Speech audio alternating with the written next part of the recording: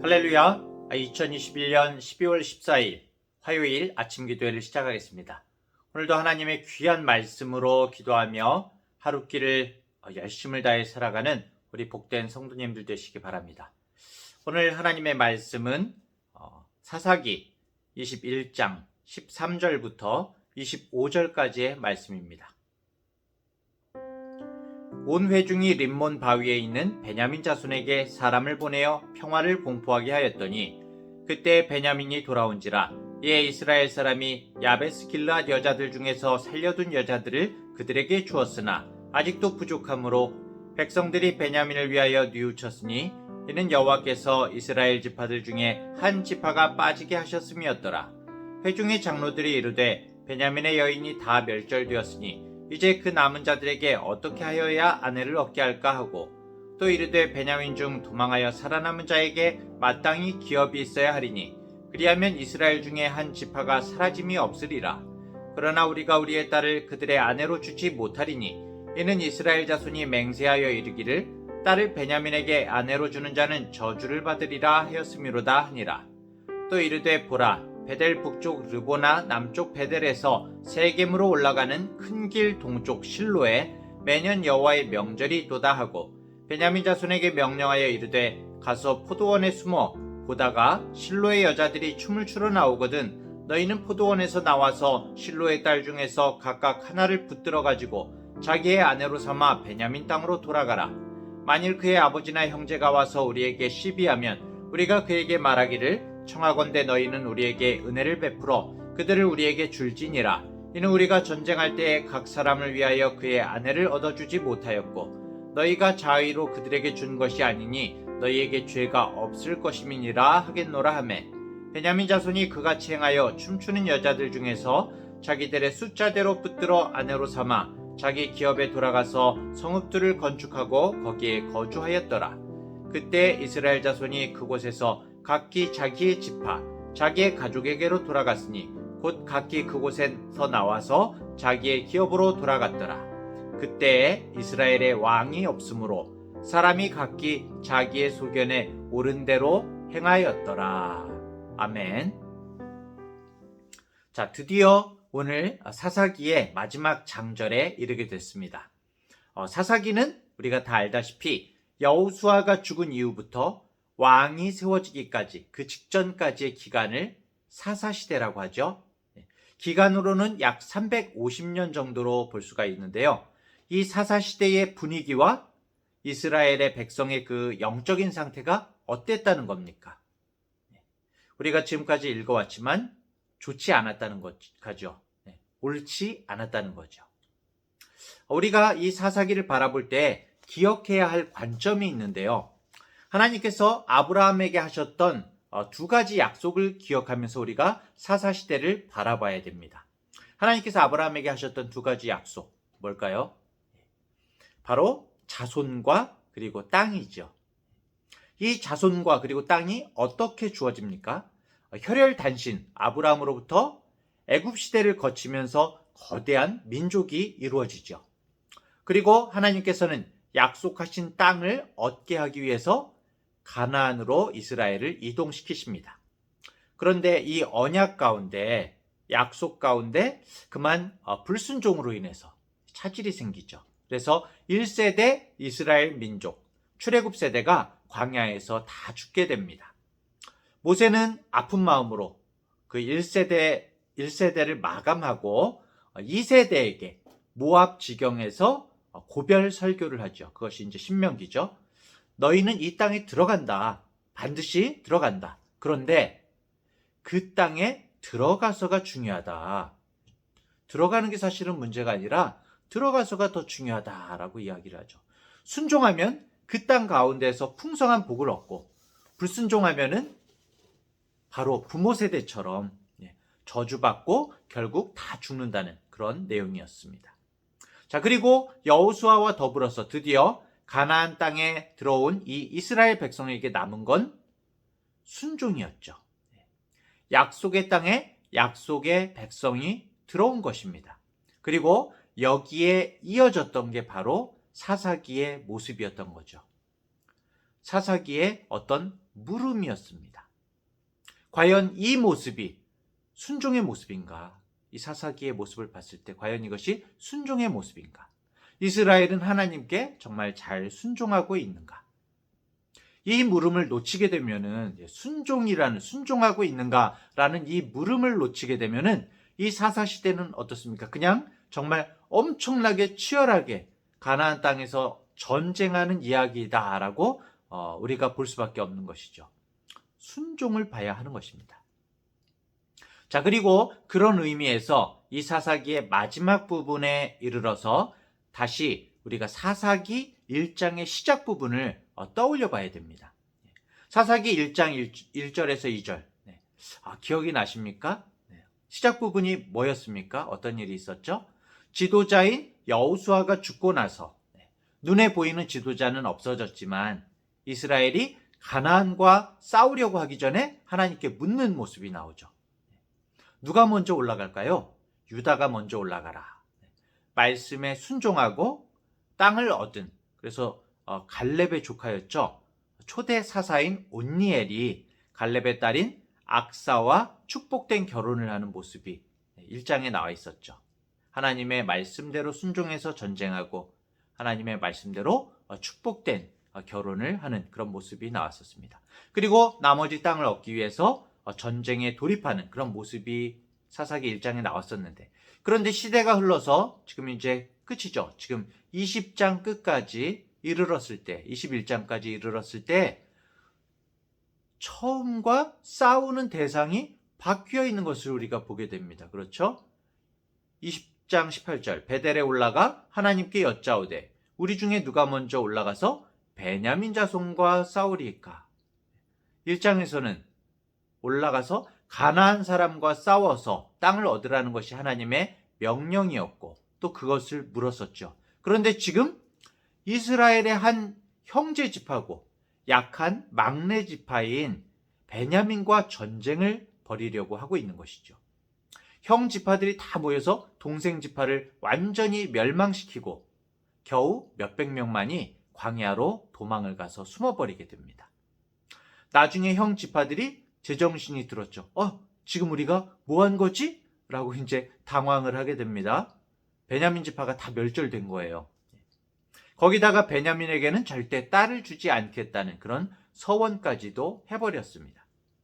결국 사라질 베냐민을 살려낼 그 대책을 마련하는 내용이 어제 내용이었죠.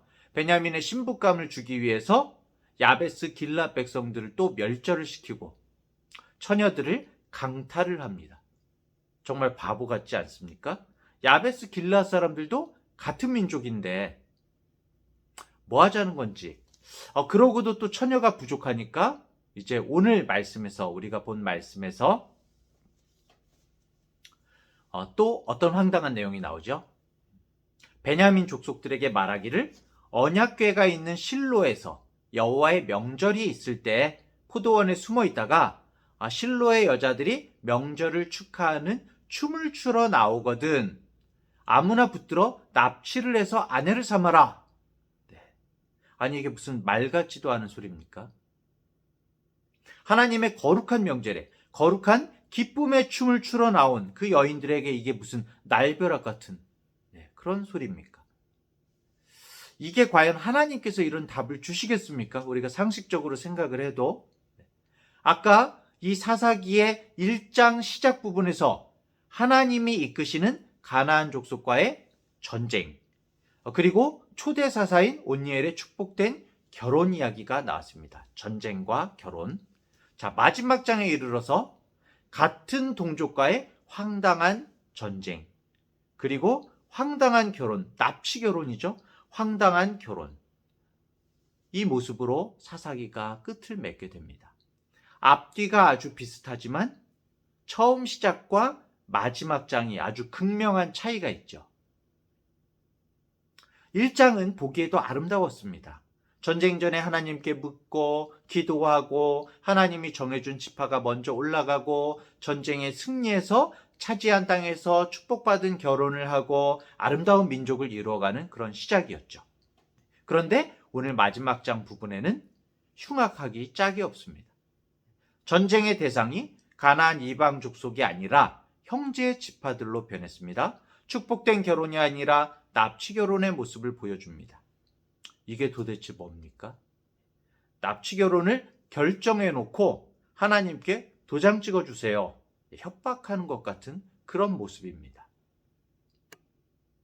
자, 그리고 오늘 드디어 마지막에 사사기의 저자는 정말 담담하게, 그리고 아무 구구절절한 해석도 없이 마지막 한 줄을 남겼습니다. 25절에 그때 이스라엘에 왕이 없었으므로 사람이 각기 자기 소견에 옳은 대로 행하였더라.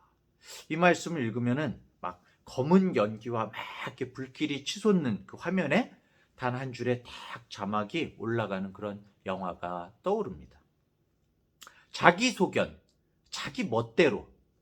폼나게 이야기하면 이것을 자율적으로라고 말할 수가 있겠죠. 자율적으로. 근데 이 자율이 여러분 영어로 autonomy인데 이게 헬라어에서 유래한 단어거든요. 영어는 이제 헬라어에서 유래한 단어가 많습니다. 헬라어 아우토스가 이제 스스로, 노모스 율법이란 뜻이에요. 아우토스 노모스, 이게 autonomy가 된 겁니다. 합쳐져서 만들어진 거죠. 스스로 율법, 한마디로 나 스스로가 율법이다. 이게 autonomy예요.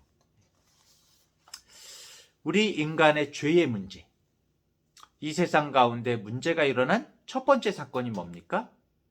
최초의 사람인 아담과 하와가 먹지 말라고 하신 선악과를 먹게 되었죠. 왜 먹었습니까? 스스로 하나님이 되고 싶었고, 스스로 자신이 결정하는 자율적인 인간이 되고 싶었던 겁니다. 오토노미 하고 싶었던 거죠. 하나님의 명령보다 자기 생각이 더 옳아 보였습니다. 스스로 율법이 되고 싶었습니다. 이것이 각기 자기의 소견에 옳은 대로 행했다는 것이죠. 이제 오늘 사사기를 마무리합니다. 하나님의 백성이 하나님의 약속의 땅 가나안에서 하나님의 뜻대로 사는 게 어떻게 보면은 약속의 땅에 들어온 것보다 더 중요한 숙제이고 과제인데, 하나님의 뜻이라는 그 기준이 아니라 자기 소견, 오토노미에 옳은 대로 정말 자기가 법이 되어서 살았다. 이게 사사기의 마지막인 겁니다. 그리고 우리가 말씀 가운데 살지 않는다면은 지금 우리도 자칫 영적 사사기를 다시 살아갈 수가 있다는 것이죠. 지금은 탈권위의 시대라고 합니다.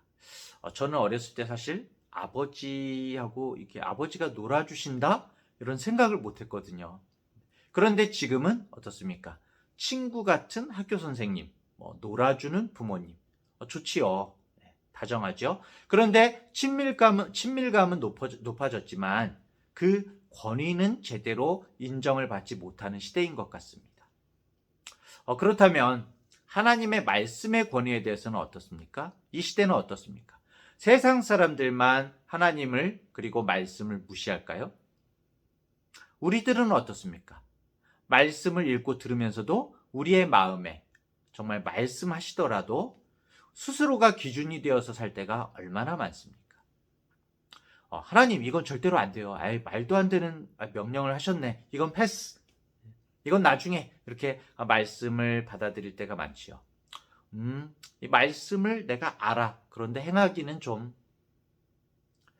하나님의 말씀에 대해서 나의 소견과 다르더라도 정말 다짐하고 고치려는, 나 스스로를 고치려는 그런 결단이 없습니다. 입으로는 아멘 아멘 하지만은 결국에는 여기에서는 고쳐지지가 않습니다. 이건 그냥 좋은 이야기네요. 그냥 듣고 넘어갑니다. 아무리 권위자가 이야기해도 듣지를 않습니다. 교회 내에서 권징이 사라져버린 지가 오래됐습니다. 사사 시대뿐만 아니라 지금의 이 21세기 포스트 모던 시대는 자율적이라는 명목이 아주 만연해져 버렸습니다. 자, 우리는 내일부터 이제 매일 성경 진도를 따라서 요엘서의 말씀으로 이어가겠지만은 성경 순서대로 따지면 그 다음이 뭐죠? 사사기 다음에 어떤 성경이 따라옵니까? 하나님은 우리에게 다음으로 무엇을 보여주시나요? 룻기와 사무엘서가 따라 나오죠. 이런 엉망진창인 스스로가 율법이 되어버린 하나님의 백성들, 이 가운데에서라도 하나님의 땅에서 하나님의 다음 행보는 무엇입니까? 바로 사람을 찾는 것이죠. 자신의 모든 재산을 들여서 하나님의 율법에 충실했던 보아스, 그리고 이방인임에도 하나님을 쫓았던 룻, 말씀으로 온 이스라엘을 회복시킨 경건한 지도자 사무엘을 찾아내시는 거죠. 암울한 시대, 각기 자기가 기준이고 하나님의 말씀까지도 자기 스스로가 정말 걸러내고 판단하고 된다 안 된다 결정하는 이 시대 가운데에도 바보처럼 묵직하게 하나님의 말씀만이 정답입니다 라고 외치는 그 한 사람을 찾으셨고, 그리고 지금도 찾고 계신 겁니다. 사랑하는 중앙대학교의 성도 여러분, 약속의 땅에 우리가 들어온 것보다, 우리가 기독교인인 것보다 더 중요한 것은 하나님의 뜻대로 사는 것입니다.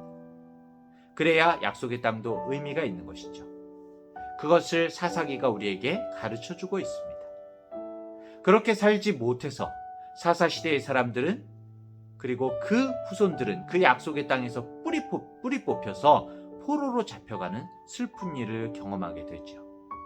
오늘도 이 21세기 포스트 모던 시대를 헤쳐나가는 우리 성도님들 한 사람 한 사람이 각자의 자리에서 정말 보아스와 룻과 사무엘로 살아내시기를, 하나님이 찾으시는 그 순종의 사람이 되시기를 간절히 축원합니다. 기도하겠습니다. 하나님의 뜻과 의도를 전혀 생각하지 못하고 내 자신이 율법이 되어서 나의 기분, 나의 습성 그대로 살고자 하는 우리들의 모습을 주님 앞에 고백합니다. 자율적이라는 번지르르한 말로 우리의 잘못된 소견을 감싸고 그 안에 온갖 욕심과 거짓과 탐욕을 담아서 하나님을 믿는다 하면서 하나님을 주인이라고 말하면서도 하나님을 자판기 취급하고 정말 주님 앞에 황당한 모습으로 살았던 우리들의 모습을 내려놓습니다. 이제는 나 사는 것 아니요 성령께서 우리를 다스려 주시기를 간절히 원하며 오늘도 주님께서 찾으시는 그 순종의 사람이 되기를 간절히 소원하며 하루길을 살겠습니다. 감사드리며 예수님의 이름으로 기도합니다. 아멘.